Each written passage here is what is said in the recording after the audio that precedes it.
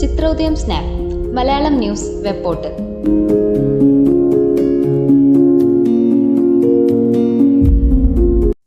വീടിന്റെ 3-ാം നിലയിലെ ടെറസിൽ കളിക്കുന്നതിനിടെ താഴേക്ക് വീണ 2 കുട്ടികളിൽ ഒരാൾ മരിച്ചു.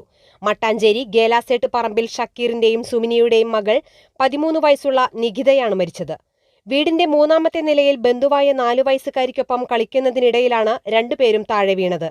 വീഴ്ചയിൽ തലയ്ക്ക് ഗുരുതര പരിക്കേറ്റ നിഖിതയെ ഉടനെ എറണാകുളത്തെ സ്വകാര്യ ആശുപത്രിയിൽ എത്തിച്ചെങ്കിലും ജീവൻ രക്ഷിക്കാൻ സാധിച്ചില്ല. പരിക്കേറ്റ 4 വയസ്സുകാരി ചികിത്സയിലാണ്. നിങ്ങളുടെ ലബോറട്ടറി സ്മാർട്ട് ആക്കൂ ഈസി ലാബ് സോഫ്റ്റ്വെയറിലൂടെ.